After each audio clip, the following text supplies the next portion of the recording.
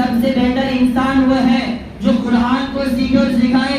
کہیں فرمایا کہ کل قیامت کے دن حافظ قرآن سے کہا جائے گا اقرأ ورتقی ورتل کما کنت ترتل فی الدنیا.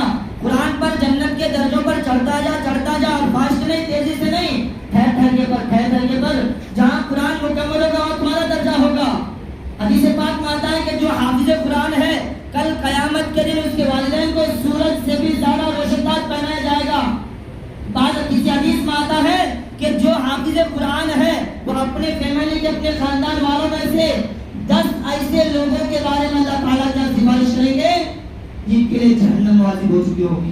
میرے دوستو یہ قرآن کا صدقہ ہے اور قرآن سے جس کی تعلق جڑ جاتی ہے، جس کی نسبت جڑ جاتی ہے، اللہ تبارک و تعالیٰ اس کو چمکاتے ہیں، اس کو بڑا بناتے ہیں. اگرچہ ہمارا نجا اس کے لیے کچھ بھی ہو لیکن اللہ تعالیٰ کے بعد اس کا بہت بڑا مقام ہوتا ہے. مثال دے کر کے سمجھاتے ہیں کہ ایک معمولی سی لکڑی جو ادھر ادھر گری پڑی رہتی ہے اگر اس کا رحل بنا لیا جائے تو ہم میں سے جو کچھ نہیں جانتا وہ بھی اگر راستے میں پڑا ہوا دیکھتا تو اس کو اٹھا کر کے چومتا ہے. ایک معمولی سا کپڑا جو کہیں پڑا رہے، پرانا رہے، کٹا چھٹا ہوا رہے، لیکن اس کا اگر جزدان بنا لیا جائے تو اگر کہیں راستے میں گرا پڑا رہے تو ایک معمولی جو کچھ نہیں جانتا دین کا لیکن اسے جانتا ہے کہ قرآن کا جزدان اٹھا کر چومتا ہے. کیوں کہ پہلے وہ لکڑی جب سے لکڑی نہیں رہی ہے، اس کا تعلق قرآن سے جڑ گیا ہے. اور وہ جو کپڑا تھا پہلے کپڑا ٹکڑا ہوتا ویسٹ بچا ہوا تھا لیکن اب اس کا تعلق قرآن سے جڑ گیا، اس کا مقام بڑھ گیا ہے. تو ایک معمولی چیز جس کا مارکیٹ میں کوئی حیثیت نہیں، اس کا تعلق اگر قرآن سے جڑ جائے تو اس کی عظمت ہمارے دل میں بڑھ جاتی ہے. تو یہ اشرف المخلوقات جسے اللہ تعالیٰ اشرف المخلوقات کہا ہے، اس کا اگر تعلق قرآن پاک سے جڑ جائے تو اس کا مقام کیا ہوگا. ہم اس کا مقام سمجھیں اور جو علم دین سے تعلق رکھتے ہیں، نسبت کرتے ہیں، اس کی محبت کرنا سیکھیں.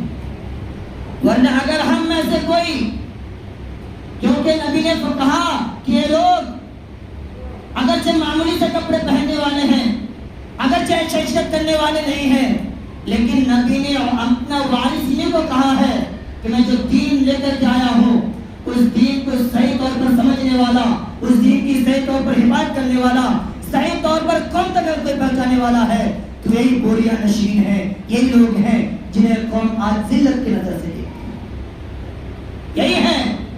اگر انہیں ذلت کی نظر سے دیکھو گے، یاد رکھو تمہارے گھر میں دیندار کوئی پیدا نہیں ہوگا. اگر چاہتے ہو کہ ہمارے گھر میں دیندار بچے پیدا ہوں، ہم دیندار بنیں، تو دین کا بہت ضروری ہے. کتنے کام